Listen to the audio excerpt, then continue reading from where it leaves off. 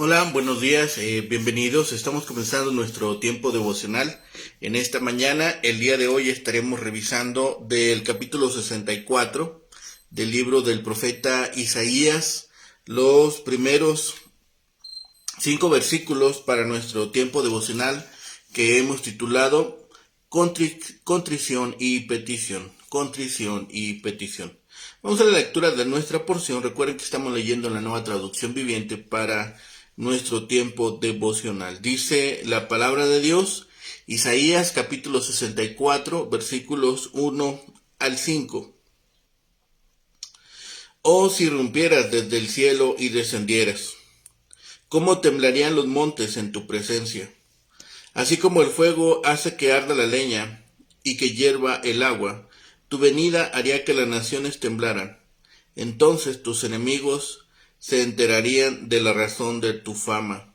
Cuando descendiste hace mucho tiempo, hiciste obras temibles, por encima de nuestras mayores expectativas. Y cómo temblaron los montes. Desde el principio del mundo ningún oído ha escuchado, ni ojo ha visto a un Dios como tú, quien actúa a favor de los que esperan en él. Tú recibes a quienes hacen el bien con gusto, a quienes siguen caminos de justicia, pero has estado muy enojado con nosotros, porque no somos justos, pecamos constantemente. ¿Cómo es posible que personas como nosotros se salven? Bien, contrición y petición. La iglesia ora que se manifieste el poder de Dios. Por eso aquí el profeta expresa en el versículo 1 su profundo anhelo de que por fin Dios desgarrara los cielos que impiden que sea visto por los seres humanos y se hiciera visible, descendiendo entonces. Su teofanía o manifestación visual sería tan importante y conmocionaría al cosmos, haciendo cosas que jamás se han visto ni escuchado a favor de los que esperan en él. El versículo 5, según lo que podemos observar, expresaría el deseo vehemente porque Dios saliera por fin al encuentro de aquellos de su pueblo que aún le toman en cuenta. Estas dos palabras, contrición y petición. Oímos la voz del resto fiel en todo este pasaje. Las circunstancias son tan adversas y la prueba tan prolongada que los fieles exclaman, oh si rompieses los cielos y descendieres.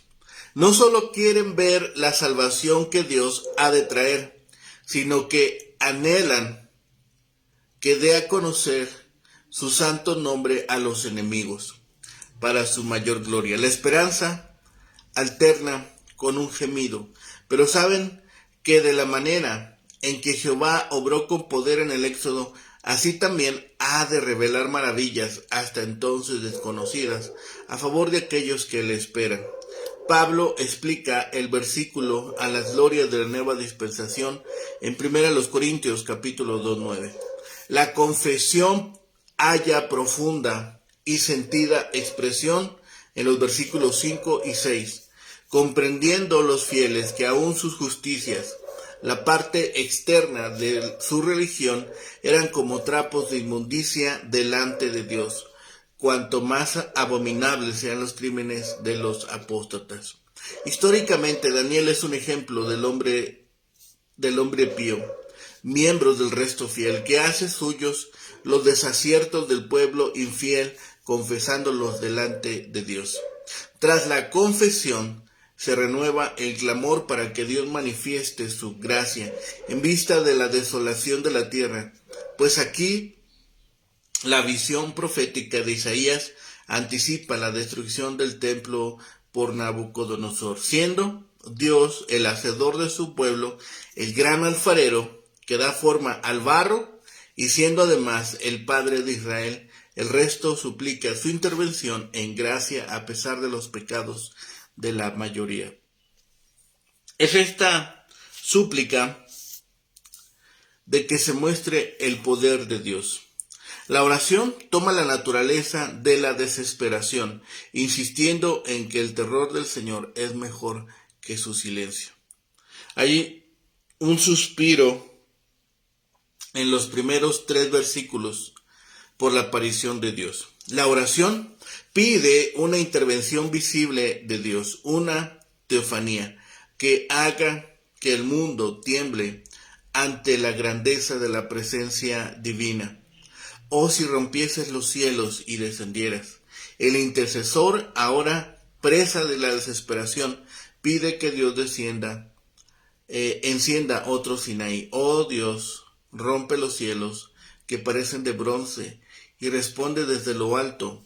Dios en su palacio celestial parecía velado y silencioso, y a tu presencia se escurriesen los montes, temblasen, como fuego abrasador de fundiciones. El fuego es un elemento de casi todas las teofanías bíblicas. La manifestación de la santidad de Dios era necesariamente violenta, como el fuego enciende la zarza, es decir, con grandes crujidos o llamas que hacen hervir el agua.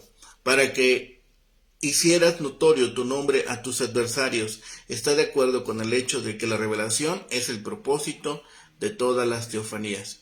Y las naciones temblasen a tu presencia, puesto que la revelación de Dios implica juicio sobre los pecadores, así saldría tu fama entre tus enemigos. Un mundo temblaría ante tu presencia.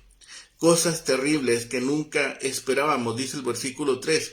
Recuerda las trascendentales acontecimientos entre Egipto y Canaán que estaban más allá de la expectativa de Israel. Descendiste, fluyeron, temblaron los montes delante de ti. Estos versículos pues comienzan y terminan con el mismo fenómeno de la naturaleza. Podemos recordar el gran terremoto que se profetiza en Apocalipsis 16-18.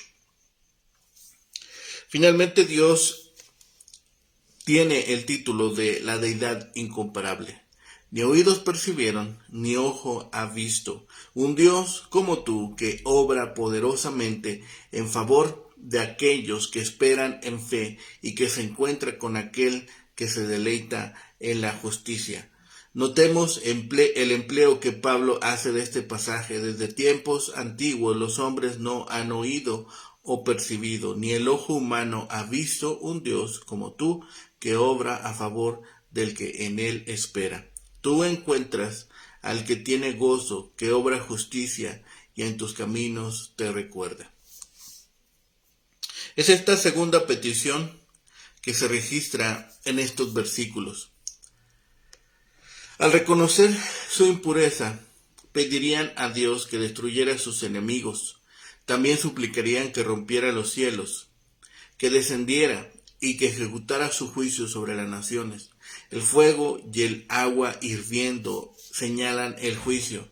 Las cosas terribles probablemente se refieren a los fenómenos de fuego, tinieblas y terremotos que Dios envió cuando entregó la ley mosaica. Este Dios que se daba a conocer actuaba a favor de los que creían en él y que por tanto hacían lo que era recto, la justicia. La oración que vemos aquí empezó desde el capítulo 63, desde el versículo 15. Continúa y aquí se convierte en una confesión. El remanente implora a Dios que rompa los cielos y descienda en ira sobre sus enemigos. Traen a la memoria otras intervenciones anteriores de Dios, manifestaciones excepcionales del único Dios verdadero, quien actúa a favor del que en él espera. Recordemos que Dios muestra favor para con los que se deleitan en practicar la justicia, que reconocen que han incurrido a su ira por causa de su perseverancia en el pecado y se preguntan si quedará esperanza para que un pueblo como ellos sea salvo. Esta porción, este capítulo, es una continuación de la oración de Isaías, quien aquí implora a Jehová que descienda y en medio de un terremoto castigue a las naciones y salve a Sión, como lo haría un padre. Pablo alude, como hemos dicho, a este versículo en 1 Corintios 2:9. en apoyo del hecho de que el pecador ignora lo que Dios ha realizado en Cristo. Perdón. El versículo 5 finaliza con una situación. Habla de esta alegría, de este regocijo. Regocijarse es estar extremadamente feliz. Sus es la palabra en griego. Es una de las varias palabras hebreas para alegría. Aparece 27 veces, especialmente en referencias tan amadas como el Salmo 40 e Isaías 35 y Sofonías 3:17. De este verbo se deriva sazón, un sustantivo que significa gozo, regocijo y alegría. Sazón se pone de manifiesto en Esther 8:16, en el Salmo 45, Isaías 12 y Jeremías 31:13. Estos versículos constituyen la antítesis del lamento, un regocijo irresistible. Ellos desean que Dios se manifieste a ellos y por ello para que todos lo vean. Esto es aplicable a la segunda venida de Cristo, cuando el mismo Señor descenderá del cielo. Piden lo que Dios solía hacer y su propósito declarado de gracia de hacerlo su pueblo. No tienen que temer desilusionarse de eso porque es seguro, ni desilusionarse en eso porque es suficiente. La felicidad de su pueblo está unida a lo que Dios ha destinado y está preparado para ellos, y para lo cual los prepara a ellos. Podemos creer esto y luego pensar que cualquier cosa es demasiado grande para esperar de su verdad, poder y amor. Es espiritual y no puede ser comprendido por la inteligencia humana. Está siempre preparado. Veamos que hay comunión entre un Dios de gracia y un alma que recibe la gracia. Debemos tomar conciencia de cumplir nuestro deber en todo lo que requiere al Señor nuestro Dios. Tú lo encontraste. Esto habla de su libertad y disposición para hacerles el bien. Aunque Dios ha estado enojado con nosotros por nuestros pecados y con justicia, su ira ha terminado pronto. Pero en su favor hay vida que sigue y continúa, y en eso confiamos para nuestra salvación. La fe se vuelve al Señor en oración. Aunque parezca que Dios está atrincherado en el cielo y que ignora el sufrimiento de su pueblo, la fe ora. Consideremos el ejemplo del rey Ezequías. Cuando este rey miraba desde las murallas de Jerusalén al ejército asirio que estaba concentrado alrededor de la ciudad, parecía que todo estaba perdido. Ninguna nación había sido capaz de resistir el poderío militar de esa nación bélica. Aunque Ezequías hizo lo recto ante los ojos de Jehová, conforme a todas las cosas que había hecho David su padre, segundo de Crónicas 29:2, parecía que las fuerzas asirias eran invencibles y que la destrucción de Jerusalén era inevitable. Sennacherib, el rey de Asiria, había conducido a sus ejércitos contra algunas otras ciudades de Judá y había abatido las defensas de cada una de ellas. El comandante asirio desafió de manera insultante a Ezequías y al pueblo de Jerusalén. En el arrogante discurso que pronunció ante las murallas de Jerusalén, el comandante enemigo ofreció que le iba a dar 2,000 caballos al rey Ezequías con la condición de que el rey pudiera poner jinetes sobre ellos. Era el momento crítico. Isaías registró la respuesta que dio Ezequías ante esas circunstancias. Aconteció pues que cuando el rey Ezequías oyó esto, rasgó sus vestidos y cubierto de ropas ásperas vino a la casa de Jehová. El escritor de Crónicas anotó: pero el rey Ezequías y el profeta Isaías, hijo de Amós, oraron por esto y clamaron al cielo. En momentos aciagos como estos, los creyentes de Dios siempre se vuelven a Él en oración. Esta plegaria es otro ejemplo de ello. Todo parecía sin esperanza y Dios permanecía en silencio. Sin embargo, la fe se hacía a sus promesas.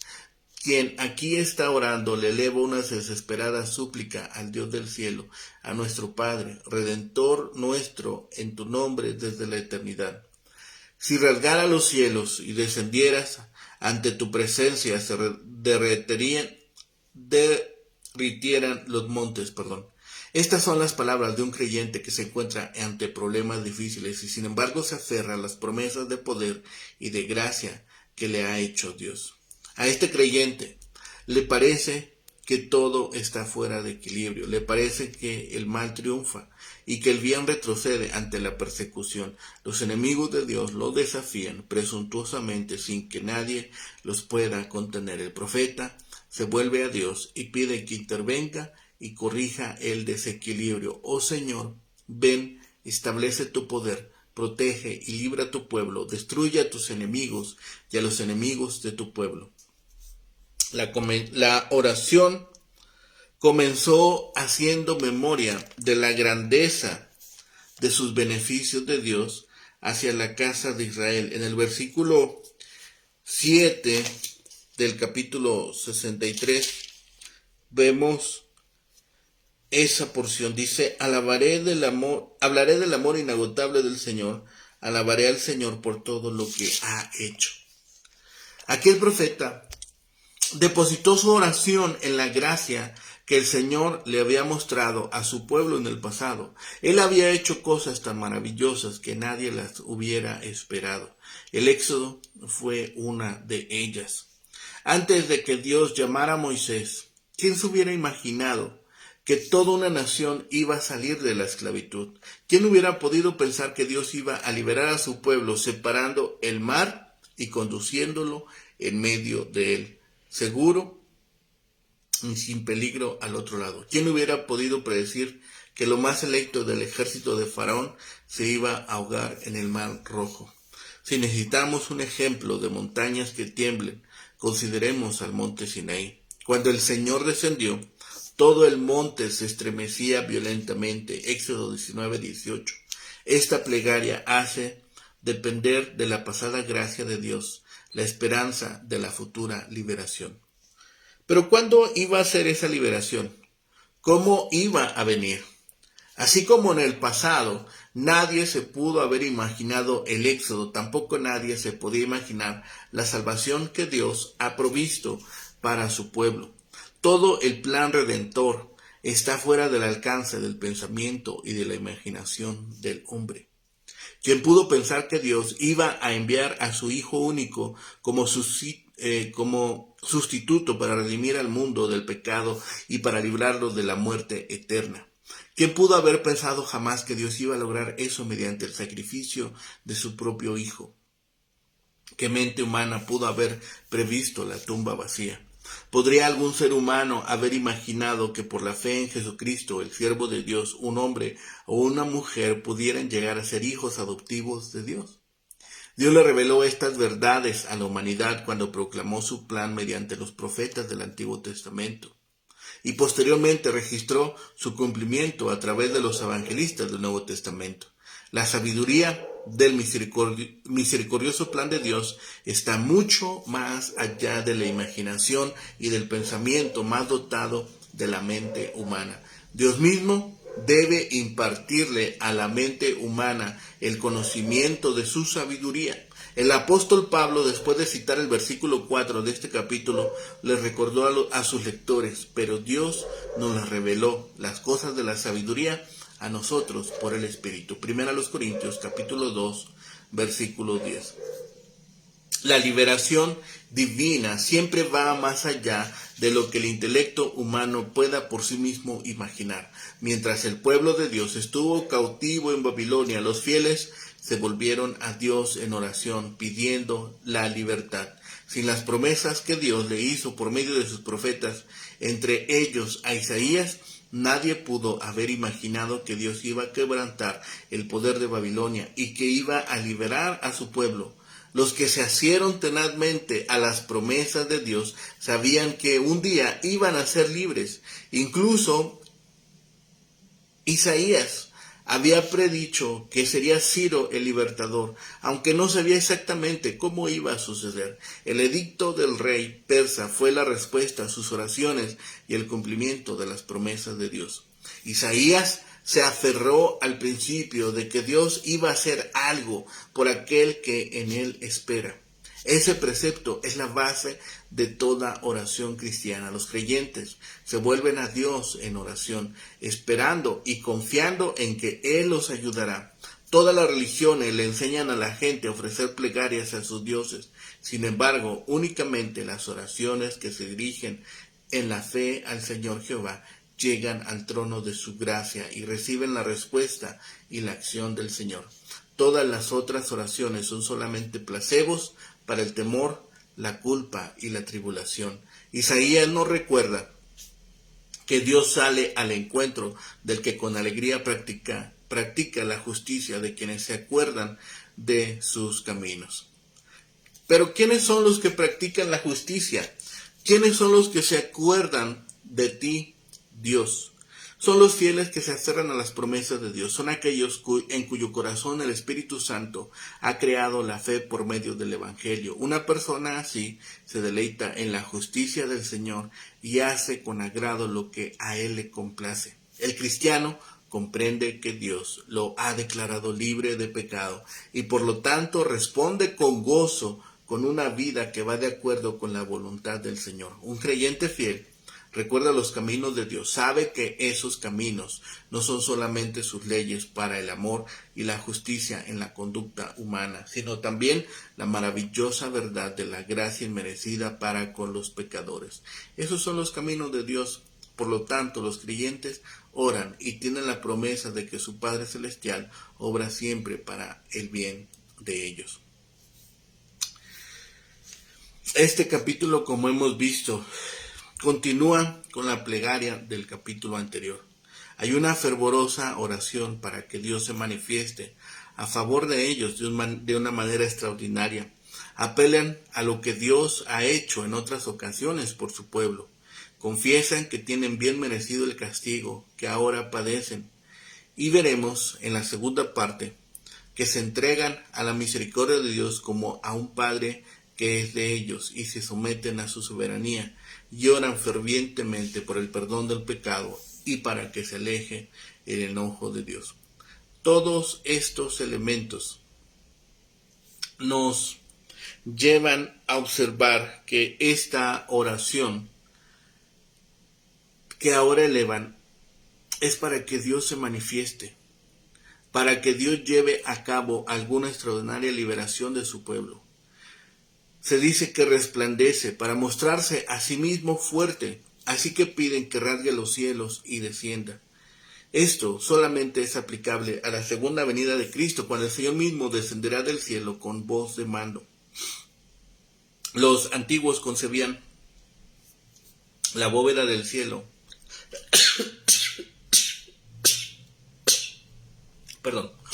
la bóveda del cielo como una plancha metálica.